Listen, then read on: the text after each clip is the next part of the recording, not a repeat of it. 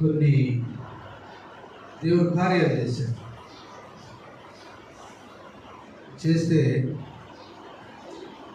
HIV వ్యాధి దేవుడు స్వస్థపరిచాడు. అతను కూడా సిఆర్పిఎఫ్లో నాతో పాటు పనిచేసేవాడు. మన మందిరానికి వచ్చేవాడు, మన మందిరంలోనే ఉండేవాడు. భార్య వదిలేసింది, బిడ్డలు వదిలేసారు. భార్యకి బిడ్డలకి అయితే లేదు ఈరోజు వరకు కూడా.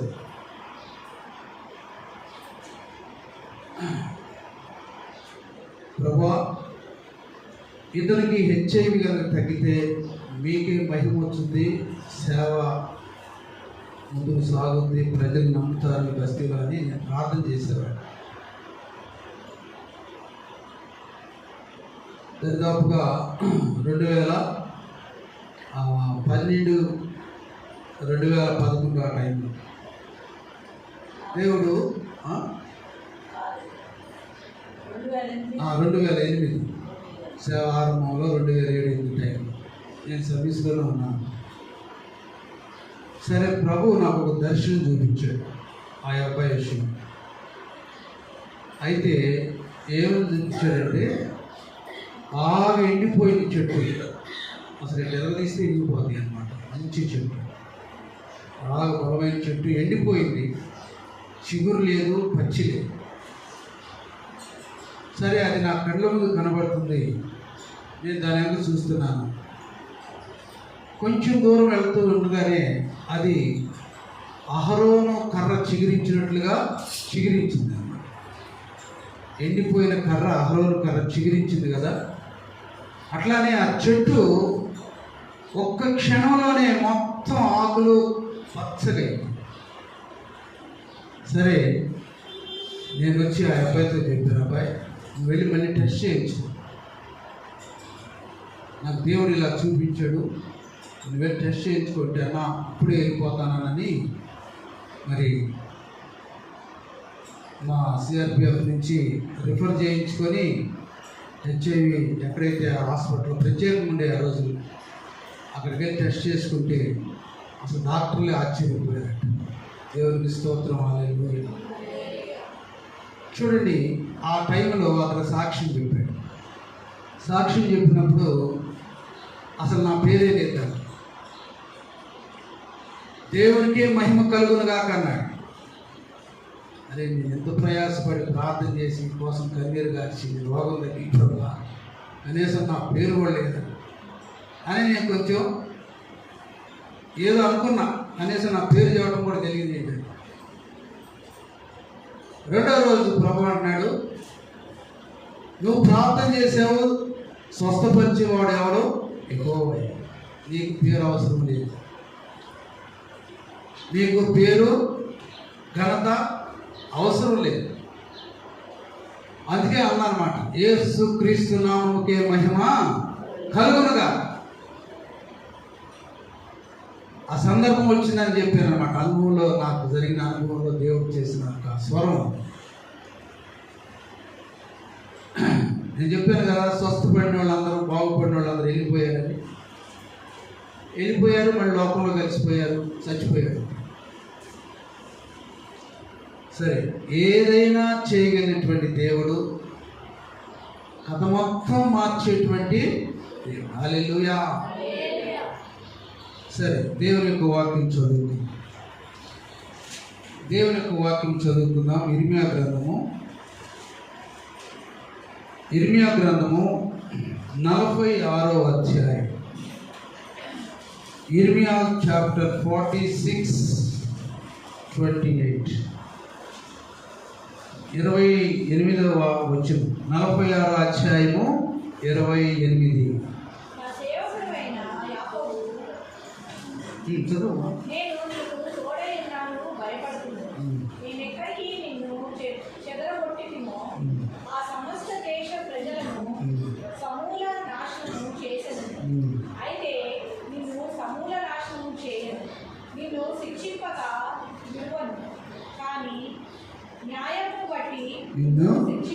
ఇదే న్యాయమును బట్టి నిన్ను శిక్షిస్తాను. చూడండి, ఇక్కడ నిన్ను సమూల నాశనం చేయను. అంటే నేను బొత్తిగా నాశనం చేయను, నిన్ను శిక్షింపక విడవను, కానీ న్యాయమును బట్టి నేను శిక్షిస్తాను. ఈ యాకోబు సామాన్యుడైనటువంటి వాడు కాదు. ద్వేషించబడినటువంటి, మోసం చేసినటువంటి. చూడండి, ఒక వ్యక్తి జీవితంలో అన్నీ కోల్పోయినా, అన్నీ అంటే ఈ లోకంలో పరువు కోల్పోయినా, పేరు కోల్పోయినా, వ్యక్తిగతంగా సాక్ష్యం కోల్పోయినా,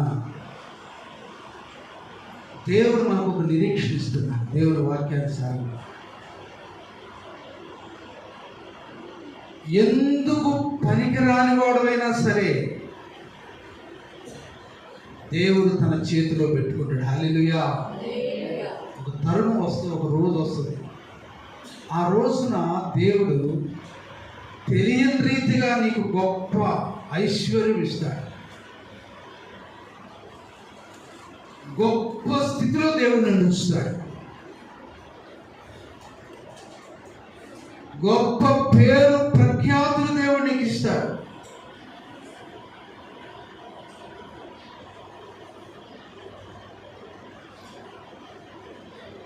యాకోబుతో దేవుడు ఏమంటున్నాడంటే, యాకోబు భయపడదు. ఇక్కడ ఏమంటున్నాడు, సంబోధిస్తున్నాడు, మై సర్వెంట్ ఆఫ్ జాకోబ్, నా సేవకుడు అయినటువంటి యాకోబు. యాకోబు, నేను నీకు తోడై ఉన్నాను, భయపడద్దు. నేను ఎక్కడికి నిన్ను చెదరగొట్టాను, ఆ సమస్త దేశ ప్రజలను సమూలమైనటువంటి దాసు. ఎందుకంటే నీవు నాతో పోరాడి గెలిచింది. హల్లెలూయా. చెప్పండి గట్టిగా, హల్లెలూయా. పోరాడి గెలిచితివి. ఆది కాండము దేవుని వాక్యంలో మనం గమనిస్తే అక్కడ చూడండి, యాకోబు ఒక్కడే మిగిలిపోయాను అంటుంది. యాకోబు ఒక్కడే మిగిలిపోయాడు. యాకోబు ఒక్కడే మిగిలిపోయాడు. 32వ అధ్యాయము 22వ వచనంలో దేవునితో పెనుగులాడాలని ఒక ఆశ వచ్చింది. అంతకుముందు మోసం చేసినటువంటి వాడు, నమ్మలేనటువంటి వాడు, తండ్రినే మోసం చేసినాడు, దేవుడు కూడా మోసం చేశాడు. కానీ యాకోబు 22 ఆ రాత్రి లేచి తన ఇద్దరు భార్యలను, తన ఇద్దరు దాసీలను, 11 మంది పిల్లలను తీసుకొని యబ్బోకు రేవు దాటిపోయాను. యాకోబు వారిని తీసుకొని ఆ ఏరు దాటించి తనకు కలిగినదంతయు పంపివేసెను. ఇది చాలా ఇంపార్టెంట్ అయినటువంటి మాట, వాక్యం. యాకోబు ఒక్కడు. నీ జీవితంలో నువ్వు ఒక్కడిగా నిలబడే రోజు రాబోతుంది ప్రభు సన్నిధిలో. నీ పోరాటాలను బట్టి, నీ అవసరతలను బట్టి, నీకున్నటువంటి ఈ యొక్క ఆక్షేపణను బట్టి, నిన్ను తృణీకరించిన దాన్ని బట్టి దేవుని సన్నిధిలో, దేవుని ఎదుట ఒక్కడిగా నిలబడి దినం రాబోతుందని ఇక్కడ దేవునికి వాక్యం మనకు తెలియజేస్తాం.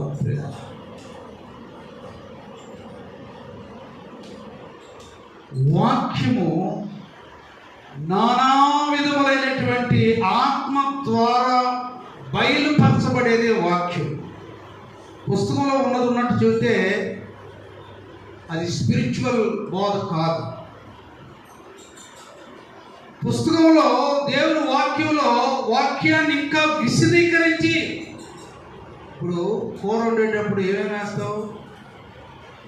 ఒక టమాటా కూర వండుకుంటే ఏం వేస్తావు? దాంట్లో ఉల్లిపాయ వేస్తావు, కారం, ఉప్పు వేస్తావు. అవన్నీ వేయకుండా కూర రుచి ఉంటుందా? చెప్పండి మామి, చెప్పంటుందా? అది నోరు చెప్పాలి. వాక్యములా చదువుకుంటూ యాకోబు వచ్చాడు, ప్రభుని దర్శించాడు వెళ్ళిపోయాడంటే ఏమంటే దాంట్లో వెనకమాల ఎంత బ్యాక్గ్రౌండ్ ఉంది? అది నీ ఆత్మకి ఎలాగా సూట్ అవుద్ది? నీ ఆత్మీయ సాక్ష్యానికి ఏ విధంగా సూట్ అవుద్ది? నీ తప్పులు ఎలాగా బయటకు పెట్టుద్ది? నీ దురాలోచనలు, నీ బలహీనతలు వాక్యం ద్వారా నువ్వు ఎలా తెలుసుకోగలుగుతావు? డాక్టర్ దగ్గరికి వెళ్ళి కూర్చుంటే డాక్టర్ ఏం చూసి మందులు ఇస్తాడా?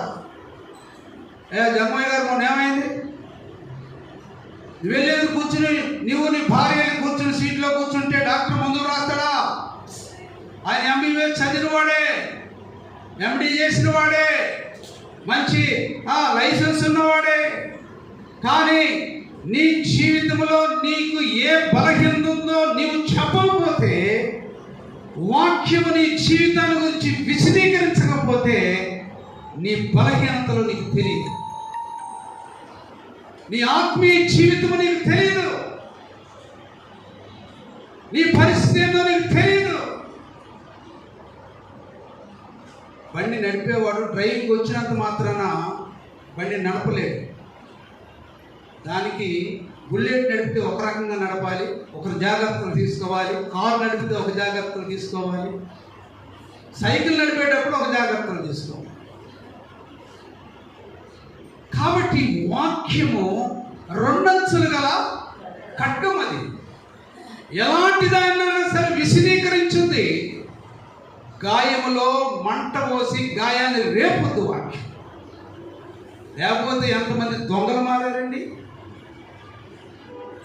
వాళ్ళ జీవితాన్ని చూపించకపోతే, వాక్యం ద్వారా వారి పరిస్థితులను చూపించకపోతే, వాక్యం ద్వారా వారిని హెచ్చరించకపోతే, ఈ బలిపీఠం మీద నిలబడి వాక్యం చూడటం వ్యర్థం. కాబట్టి ఏరు దాటిపోయిన తరువాత యాకోబు ఒక్కడగానే మిగిలిపోయాడు, సింగిల్గా నిలబడిపోయాడు.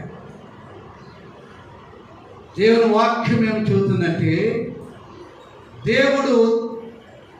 దేవునితో పోరాడాలనేటువంటి ఒక ఆశ తనలో కలిగిందన్నమాట.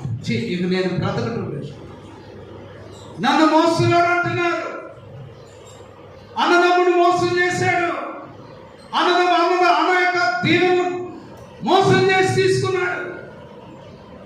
ఇస్సాకు దీవించేటప్పుడు ఎలాగ దీవించాడంటే మనం దేవుని వాక్యంలో మనం చదువుకుంటే అర్థమవుతుంది.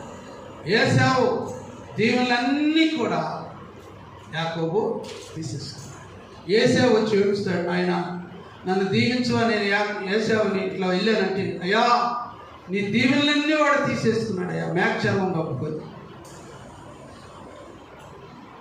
ప్రియమైనటువంటి దేవుని బిడ్డలారా, మనం గమనిస్తున్నట్లయితే యాకోబు ఒక్కడే మిగిలిపోయాడు. ఆ ఒక్కడిగా మిగిలిపోవటం వల్ల ఎలాంటి దీవెనలు సంపాదించుకున్నాడో తెలుసా? తన స్థితిని ఏ విధంగా మార్చుకోగలిగాడో తెలుసా? తన ఆత్మీయ జీవితంలో ప్రభుత్వం ముందుకు సాగటానికి ఇశ్రాయేలు ప్రజలకి దీవెనకరంగా మారిపోయాడు. సౌలు మాత్రం ఇశ్రాయేలు ప్రజలకు శాపం తీసుకొచ్చాడు. యాకోబు మాత్రం ఇశ్రాయేలు ప్రజలకి ఆశీర్వాదం తీసుకొచ్చాడు. దేవునికి స్తోత్రం కలుగునుగాక. సౌలుని రాజుగా చేసినందుకు ప్రభు సంతాపం నొందాడు. కానీ యాకోబు ఇశ్రాయేలుగా మారిన తర్వాత ఇశ్రాయేలు ప్రజల వంశానికి ఆశీర్వాదకరంగా. అందుకనే యాకోబు ఒక్కడిగా మిగిలిపోయాడు. ఏ స్థితిలో మిగిలిపోయాడంటే తన జీవితం మీద విరక్తి వచ్చేసింది అన్నమాట. అందుకే అందరూ తీసుకెళ్ళి ఆ ఏరు దాటించాడంటే ఆ సరస్సు దాటించేసి, అసలు మీరు మా దగ్గర వద్దిక, నేను ప్రభుత్వం ఎన్కౌంటర్ అవ్వాలి, ప్రభుత్వం నేను పెనుగులాడాలి, ప్రభు దగ్గర నేను దీవెన సంపాదించుకోవాలి, ఈరోజు నేను దేవుడు తెలుసుకోవాలనుకున్నాడు. హల్లెలూయా. అలాంటి స్థితి మనకు కావాలి. దేవునితో కలుసుకోకపోతే యాకోబుగానే మిగిలిపోయాడు. ఒక ఆయన అంటున్నాడు, యాకోబు అని పేరు, అది జాకబ్ అని పేరు పెట్టుకున్నాడు, కానీ ఆ మనస్సు అలాగే ఉందండి. ఇశ్రాయేలుగా మారలేదు. చూడండి, అక్కడ మనం చదువుకుంటే 32వ అధ్యాయంలో ఒక్కడే మిగిలిపోయాడు కదా, ఎలాంటి దీవెన వచ్చిందో చూడండి. తెల్లవారు నరుడు చూడు, పెరుగులాడుట అనేది ఒక 2 నిమిషాలు దీని గురించి మనం చర్చించుకున్నాం. పెరుగులాడుట, కుస్తీ, ఒకళ్ళు పెరుగులాడుకోవడం.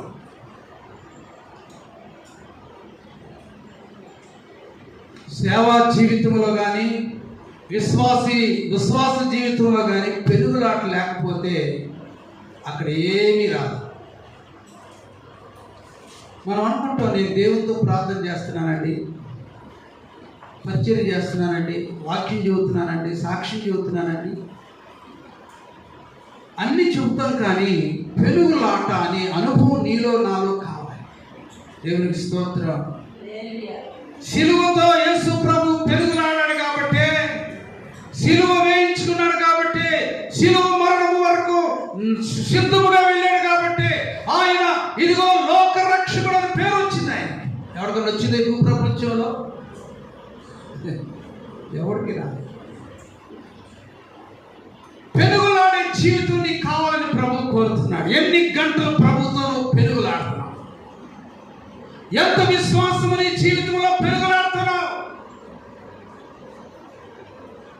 నేను బాగున్నానండి, చక్కగా ఉన్నానండి, బాగున్నానండి, ప్రార్థనకి వెళ్తున్నానండి.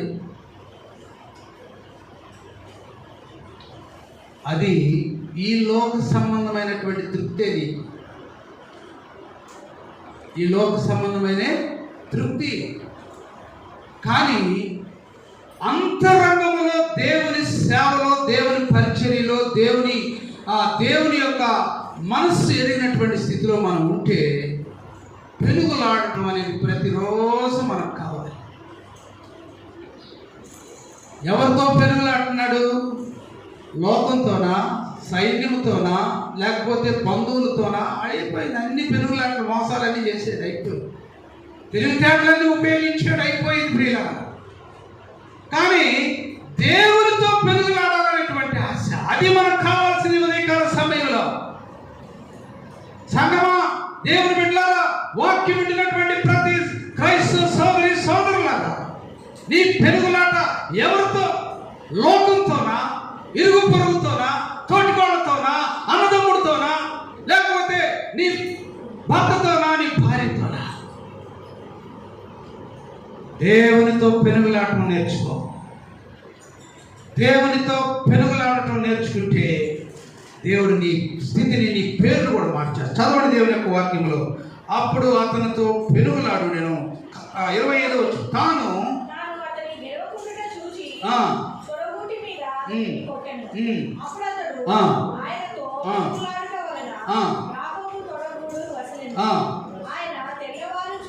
ఇరవై 26వ వచనం చదువుతున్నాం. ఆయన తెల్లవారుచున్నది అంటే, ఆయన అంటే ఎవరో? దేవుడు. తెల్లవారుచున్నది చదవమ్మా.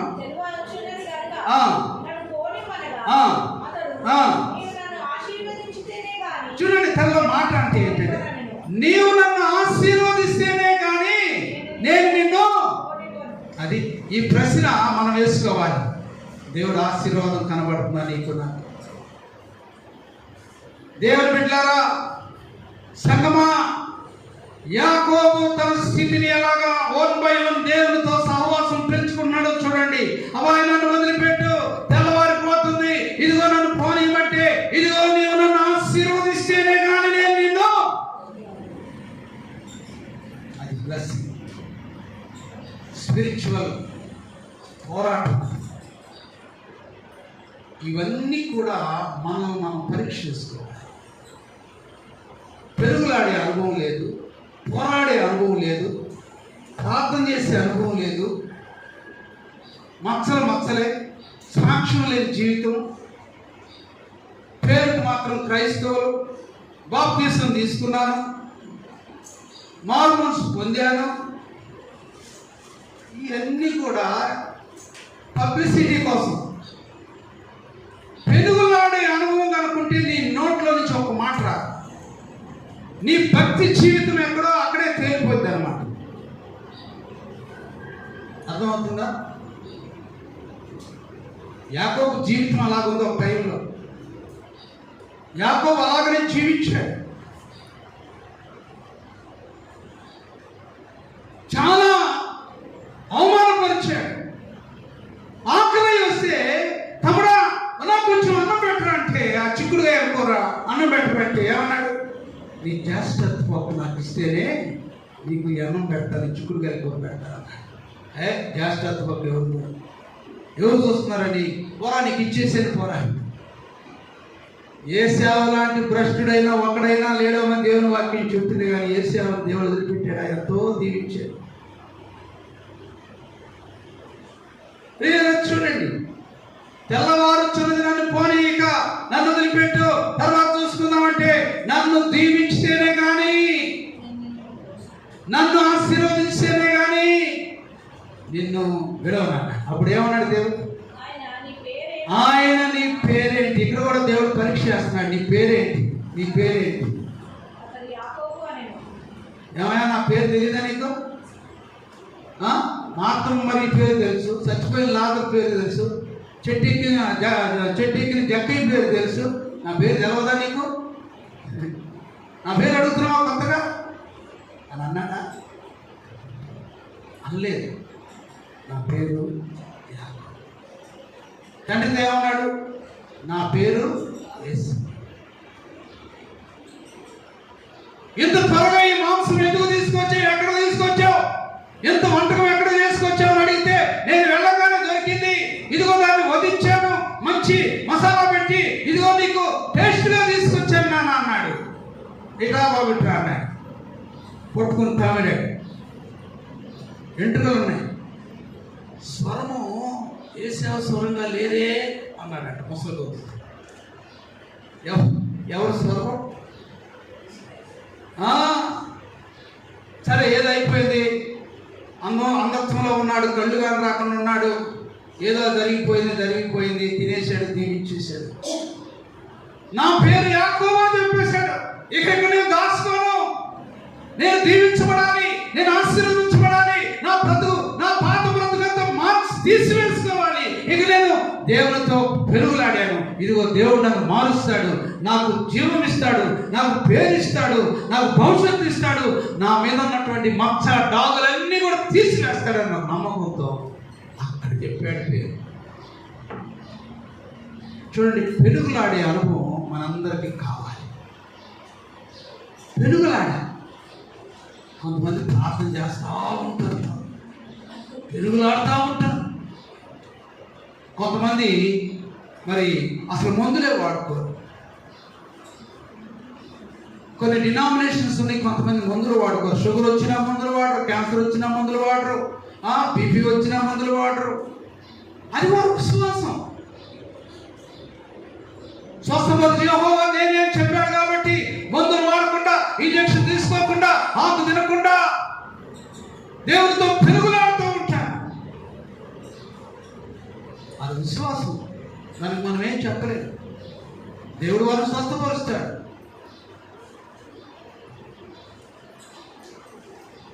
కాబట్టి ప్రియమైనటువంటి దేవుని బిడ్డలారా, చూడండి అక్కడ 27 వచ్చిన చదువు. ఆయన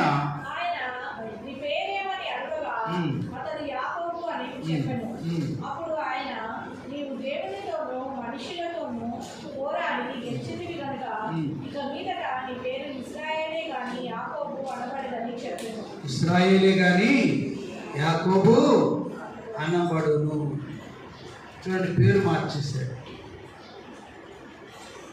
ఒంటరిగా నువ్వు ప్రభు సన్నిధిలో ఎన్కౌంటర్ అవ్వాలి, పెరుగులాడాలి.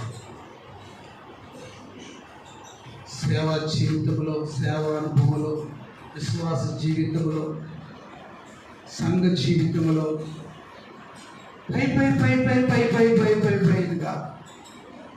పెరుగులాడే అనుభవం మనలో ఉంటే నీ ముఖంలో అప్పుడే దేవుడు కలగలపడు. నువ్వేం బ్యూటీ పార్లర్కి వెళ్ళాల్సిన అవసరం లేదు. నీలో జీవపు వెలుగు, నీ ముఖంలో దేవుని కాంతి, నీ ముఖంలో దేవుని తేజస్సు. ఎందుకంటే నీ పాత జీవితము, నీ పాత శాపము, నీ పాత బ్రతుకు, నీ పాత సాక్ష్యం అంతా కూడా దేవుడు కడిగేసేసాడు. అప్పుడు చాలా దీనుడు అయిపోతావు అన్నమాట. ప్రియమైనటువంటి సంగమా, అందుకనే ఇనిమే అంటున్నాడు, యాకోబు భయపడవా. 43వ అధ్యాయము దేవుని యొక్క వాక్యం, లేఖనం 43వ అధ్యాయంలో దేవుని యొక్క వాక్యం. ప్రియమైనటువంటి దేవుని బిడ్డలారా చదువుతాం. 43వ అధ్యాయం 1వ వచనం. ఇశ్రాయేలు యాకోబు, అయితే యాకోబు నిన్ను సృజించిన వాడు యెహోవా, నిన్ను నిర్మించిన వాడు ఇలాగ సెలవిస్తున్నాడు, నేను నిన్ను విమోచించి ఉన్నాను, భయపడకము, పేరు పెట్టి నేను పిలిచి ఉన్నాడు. ఎవరంట? దేవుని సొత్తు. నీవు నా సొత్తు. జలములలో పడి దాటినప్పుడు నేను నీకు తోడై ఉంటాను. అవి నీ మీద పొర్లి పారవు. అగ్ని మధ్య నడిచినప్పుడు కాలిపోవు. జ్వాలలు నిన్ను కాల్చవు. యెహోవానగు నేను నీకు దేవుడను. ఇశ్రాయేలు పరిశుద్ధ దేవుడైన నేను నిన్ను రక్షించువాడను. నీ ప్రాణ రక్షణకై క్రయముగా ఐగుప్తునిచ్చి ఉన్నాను. నీ బదులుగా షేబాను ఇచ్చి ఉన్నాను. నీవు నా దృష్టికి ప్రియుడు అయినందున, నీవు నా దృష్టికి ప్రియుడు అయినందున ధన్యుడు అయితివి. 57వ అధ్యాయం 54వ అధ్యాయం 7వ వచనం కూడా చదవండి. నిమిషము మాత్రమే నేను నిన్ను విసర్జించాను. నీ పాత మనసుతో ఉన్నావే, నీ పాత ఈగోతో ఉన్నావే, నీ పాత అంతగా ఉన్నావు కాబట్టి అప్పుడే నేను విసర్జించానయ్యా. అప్పుడే నువ్వు నా పనికిరామని తోసివేశాను. నిమిషము మాత్రము నేను నిమిషము మాత్రము నేను నిన్ను విసర్జించుకుని గొప్ప వాత్సల్యముతో నేను సమకూర్చుదను. దేవుని యొక్క వాక్యములో నిమిషం మాత్రమే యాకోబు, ఇదిగో నీవు మోసంతో ఉన్నప్పుడు నిమిషం మాత్రమే నేను విసర్జించానయ్యా. నిన్ను గొప్ప వాత్సల్యముతో నువ్వంటే నాకు ఎంత ప్రేమ, నువ్వంటే నాకు ఎంత ఆప్యాయత, నేను బట్టి నేను ఎంతగానో దుఃఖించాను యాకోబు. కానీ ఇదిగో నీవు నాకు ఎంత ఘనుడుగా ఉన్నావు, ఎంత ముద్దుబిడ్డగా ఉన్నావు, ఎంత ఐశ్వర్యం. ఇశ్రాయేలు ఇక యాకోబు అంతా పోయింది, ఇశ్రాయేలుగా మారాడు. ద్వితీయోపదేశకాండము 33వ అధ్యాయము 29వ వచనము చూడండి. దేవుని యొక్క యాకోబు తన తండ్రి ఇలాగూ దాన్ని చేశాడు. 28వ వచనంలో ఇశ్రాయేలు నిర్భయముగా నివసించిన యాకోబు ఓట ప్రత్యేకించబడను. యాకోబు ఓట ప్రత్యేకించబడను. This is the blessing of his father for nation, for his generation, for his children to growth and develop the Israelis. యాకోబు ఓట ప్రత్యేకించబడను. యాకోబు ఓట ప్రత్యేకించబడను. తర్వాత అతడు ధాన్య ద్రాక్షారసము గల దేశంలో ఉండను. అతనిపై ఆకాశము మంచును కురిపించును. ఇశ్రాయేలు నీ భాగ్యం ఎంత గొప్పదయ్యా. యెహోవా నిన్ను రక్షించిన ఎడల నిన్ను పోలినవాడు ఎవడు? ఇది నీకు కావాలా సహోదరి సహోదరుడా? తల్లి, ఈ వాక్యం నీకు కావాలా? ఈ బ్లెస్సింగ్ నీకు కావాలా? యాకోబులాగానే ఉంటావా? పెనుగులాడవా? పై పైనే నడుచుకుంటూ వెళ్తావా? పైపైనే కనబడాలనుకుంటున్నావా? పెనుగులాడే అనుభవంలోకి రా. వాక్యాన్ని విశదీకరించి చెబుతున్నప్పుడు పరిశుద్ధాత్మ దేవుడు నీ అంతరంగంలో, నీ రక్తములో ఉన్నటువంటి ఆ మచ్చలను దేవుడు బయటకు తీసుకొచ్చి, ఇదిగో యాకోబు నా చేతిలో ఏ విధంగా చూశాడో అలాగే నీ పాప జీవితమును, నీ వేషధార జీవితము దేవుడు చూడాలని కోరుతున్నాడు ఈ మధ్యాహ్న కాల సమయంలో. హల్లెలూయా. మీరు వాక్యం వింటే హల్లెలూయా చదువుతాడు. వాక్యాలు కూడా ఏది ఎట్లా చదువుతున్నాడు అనుకుంటే నోటప్పుడు మాట్లాడదు. అదే గుర్తు. దేవుడికి మహిమ కలుగుతుంది కాదు. నీ రోగం ఏంటో, నీ బాధ ఏంటో, నీ వ్యాధి ఏంటో నీ బ్లడ్లో తెలుసు.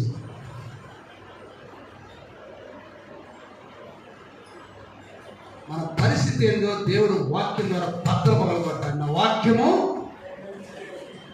వాక్యము బండన పగలగొట్టు శుద్ధి అగ్ని వంటిది కదా, బండన పగలగొట్టు శుద్ధి వంటిది కదా. వాక్యం చెప్పేటప్పుడు వాక్యాన్ని అర్థం చేసుకోవాలి. ఇది అలాగుంది, ఇలాగుంది, ఇట్టుంది, అట్టుంది అనుకోకూడదు. వాక్యం విని అర్థం చేసుకునే స్థాయిలో రావాలి మనం. అప్పుడు దేవుడు నిన్ను అత్యధికంగా ఆశీర్వదిస్తాడు. నువ్వు పనిచేసే ప్రదేశంలో దేవుడు నిన్ను వాడుకుంటాడు. హల్లెలూయా. కాబట్టి ఈ మధ్యాహ్నకాల సమయంలో ప్రభు అంటున్నాడు, ఇశ్రాయేలు నీ భాగ్యం ఎంత గొప్పది, యెహోవా రక్షించిన నిన్ను పోలిన వాడెవడు, ఆయన నీకు సహాయకరమైన కేడము, నీకు ఔన్నత్యము కలిగించు ఖడ్గము, నీ శత్రువులు నీకు లోబడినట్లుగా వారు. ప్రియమైనటువంటి దేవుని బిడ్డలారా, ఒంటరిగా పోరాడు, పెనుగులా. నీ పేరేంటో చెప్పు, నీ పరిస్థితి ఏంటో చెప్పు. ఆయన నేను ఇశ్రాయేలుగా మారుస్తాడు. దేవుడు తన పరిశుద్ధ వాక్యం దీవించను గాక. ప్రార్థన చేసుకున్నాం. నోరేసి ప్రార్థన చేయి. ప్రభువా, వాక్యం ఆయన నేను వినేటట్టుగా సహాయించి. నా గురించి ప్రార్థన చేయండి. ఒక 5 నిమిషాలు చేయి, ప్రార్థన చేయి. వాక్యము విశదీకరించి వాక్యాన్ని శుద్ధితో పగలగొట్టినట్లుగా బండతో హృదయంలో ఉన్న బండలు పగలాలంటే వాక్యమే నీకు పగలాలి. వాక్యం ద్వారానే నీ స్థితిని మార్చుకోవాలి. నీ పేరేంటి అడిగినప్పుడు నా పేరుకి నాకు సంబంధం ఏముంది, ఎప్పుడో అయిపోయింది, ఎప్పుడో చేసేది అయిపోయిందంటే కాదు. యూదా పాపము ఇనుప గంటముతో రాయబడి ఉన్నది. దేవుని బిడ్డలారా, సంగమా, క్రైస్తవ జనాంగమా, వాక్యముతో నువ్వు కొట్టబడకపోతే, వాక్యమనే దెబ్బలు నీ హృదయానికి తగలకపోతే, వేషధారణతోనే జీవిస్తాము. వేషధారణతోనే సరిపోదు, ఏమి మహిమ ఉండదు. నోరు తెలిసి ప్రార్థన చేయి. ప్రభువా, మమ్మల్ని ఒక్కసారి జ్ఞాపకం చేసుకొని సరికి మాట ఉంచు. మా హృదయాన్ని మార్చు. వాక్యంగా చదువుకుంటే ప్రయోజనం. దాని సారాంశం పరిశుద్ధాత్మ దేవుడు ప్రభువా మాట్లాడేది, మాట్లాడించేది దేవుని ఆత్మ. లూకాతో అన్నావు, ప్రభువా నిలబడము, నీతో నేను మాట్లాడతాను, నీకు నేను బోధిస్తాను, నా బోధ వారికి నేర్పించాను. తండ్రి, ఈ సన్నిధి మాకు దయచేయండి. ఇంకా మేము యాకోబులాగానే మిగిలిపోయాము, ముసుగులోనే ఉన్నాము తండ్రి. మా జీవితము, మా సాక్ష్యము నువ్వు క్షమించామని ఇంతవరకు మేము వెళ్ళలేకపోయాము. మారు మనసు పొందాం, బాప్తీసం తీసుకున్నాం, అయిపోయింది. ఇక అంతే. మా జీవితాల్లో మార్పు కావాలి, మా బ్లడ్లో మారు మనసు కావాలి, మా హృదయాలు నీ సన్నిధిలో పెరుగులాడాలి, ప్రార్థనలో పెరుగులాడాలి, విశ్వాసంలో పెరుగులాడాలి. సంగమా, దేవునితో పెరుగులాడటం నేర్చుకో. క్రైస్తవ జనాంగమా, ప్రభువుతో పెరుగులాడటం నేర్చుకోండి. మనందరికీ దేవుడు ఆశీర్వాదం ఇస్తాడు, పేరు మారుస్తాడు, నిన్ను గొప్ప జనాంగంగా చేస్తాడు, రాజుగా చేస్తాడు. పరిశుద్ధుడైన మా తండ్రి, దయగలిగిన ప్రభువా, నీ పరిశుద్ధ పాదములకు వందనాలు చెల్లిస్తూ నీ సన్నిధి మాతో ఉంచండి. వాక్యమును విశదీకరించి ప్రభా, వాక్యాన్ని ప్రభా ఫిల్టర్ చేసి ప్రభా పరిశుద్ధాత్మతో మాట్లాడేటువంటి మాటలు మాకు కావాలి. అయినా ఏదో ఉద్రేకతతో కూడినటువంటి ఆత్మ కాదు, గంతులు వేసే ఆత్మ కాదు, కేకలు వేసే ఆత్మ కాదు ప్రభా. మొట్టమొదటిగా నీతో పెరుగులాడే ఆత్మ మాకు దయచేయండి. అదే మార్గము, అదే జీవం. నేనే మార్గం అన్నావు ప్రభు. ఆ మార్గం ఏంటో మాకు కనుగొనేటట్లుగా మా అంగత్వానికి విలువ దయచేయండి. మీ సన్నిధి మాతో వచ్చింది. యేసు నామమున అడిగి ప్రార్థన చేస్తూ ఉన్నాము. ఆమేన్.